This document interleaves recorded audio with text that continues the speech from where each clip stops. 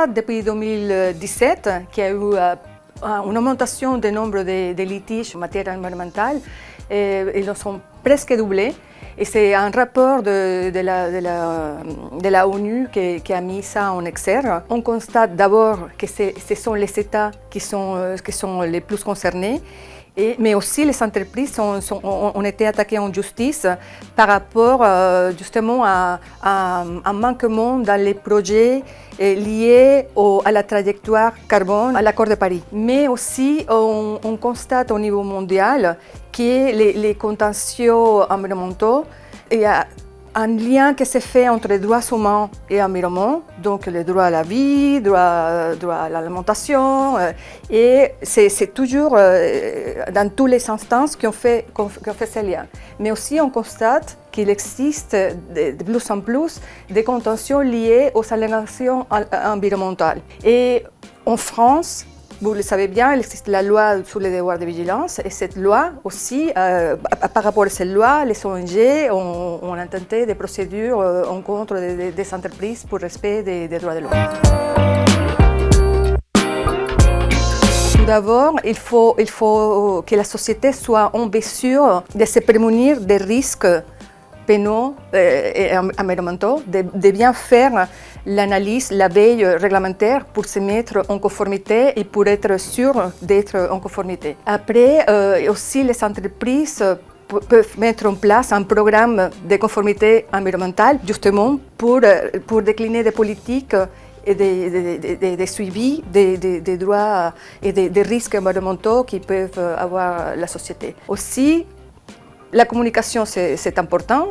La communication, elle est importante parce que justement, ce risque d'allégations environnementales existe. Donc, il faut que la communication, que les dirigeants soient sûrs de comment communiquer. Et si on fait du marketing aussi, il faut que ce marketing soit adapté. Il faut éviter d'utiliser des termes qui sont interdits ou les greenwashing.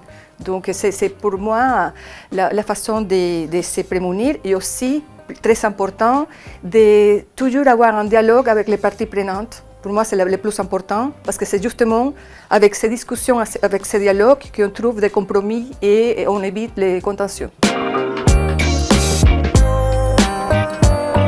Oui, c'est la tendance en ce moment. Et j'ai vu un rapport qui disait que 75% des contentieux environnementaux sont résolus en dehors de procédures. Et depuis 2020, c'est l'année où la CEGIP environnementale a été consacrée, qu'on a vu signer 20 conventions et c'est toujours un progrès. Et je pense que ça va être aussi la voie qui sera choisie par les entreprises pour plusieurs raisons et aussi pour le parquet, parce que les droits de l'environnement, il y a une composante plutôt centrée sur la réparation que sur la répression. Et avec le CEGIP, c'est un type de résolution des conflits qui va permettre de résoudre plus rapidement les procès et de demander à la société de se mettre en conformité et de aussi réparer les dommages qui ont été causés de façon plus rapide. Et après, effectivement, c'est la partie pour les entreprises d'éviter d'aller dans une procédure pénale avec des conséquences possibles pour la société, de se voir évincer des marchés publics ou d'autres types d'amendes. Donc ça reste privé et ça reste intéressant pour les entreprises.